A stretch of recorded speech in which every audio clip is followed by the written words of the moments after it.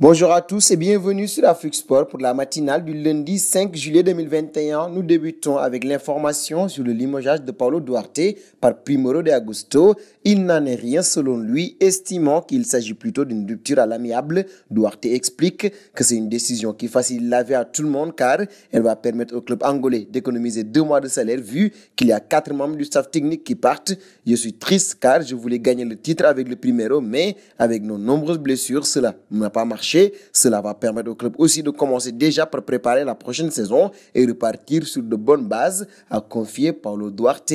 Un passage en Algérie, selon les informations d'El Moudjahid, le bureau fédéral a examiné la requête d'un changement de format de la Ligue 1 pour la saison 2021-2022, confiée à la commission du football professionnel dirigée par Yassine Benhamtha. Le chantier d'une refonte du système de compétition s'oriente, selon le quotidien généraliste, vers un format inédit pour la Ligue 1.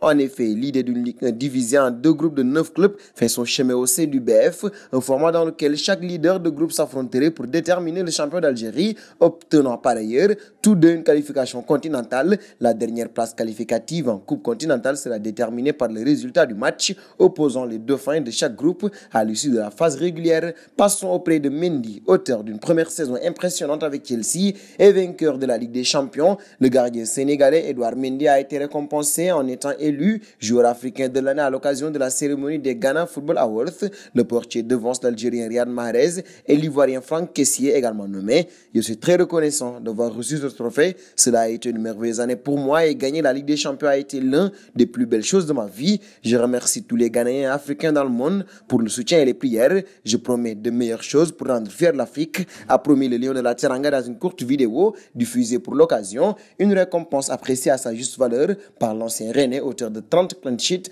en 45 matchs en club en 2020-2021. Faisons un tour en France via un message posté sur Instagram accompagné d'une vidéo. Karim Benzema a évoqué les émotions ressenties lors de son retour en équipe de France. L'attaquant de 33 ans ne cache pas sa fierté et remercie les supporters de leur accueil pour son retour. Ému de voir ces images, j'aurais aimé voir notre équipe de France au sommet. Merci aux supporters de toujours croire en nous. Les défaites comme les obstacles nous poussent à nous dépasser. Ce n'est que partie remise. On reviendra plus fort.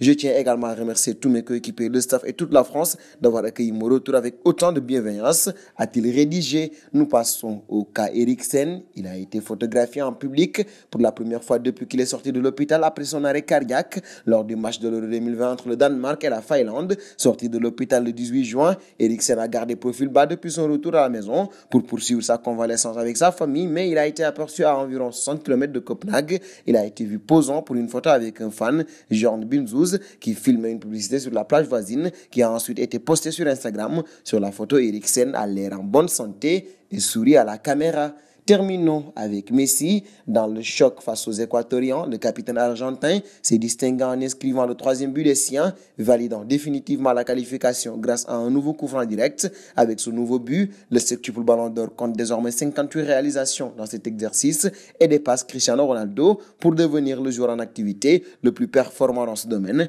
Par ailleurs, il est le meilleur buteur et le meilleur passeur. 4 buts, 4 passes de la compétition durant cette édition, de quoi nous offrir une fin de tournoi savoureuse. Nous voici à la fin de cette vidéo. Avant de la quitter, la question du jour, pensez-vous que cette Argentine a la possibilité de remporter la Copa América? Vos réponses seront attendues en commentaire. En attendant, n'hésitez pas à vous abonner sur Afrique Sport. C'est bien sûr pour ne rien manquer des informations du football.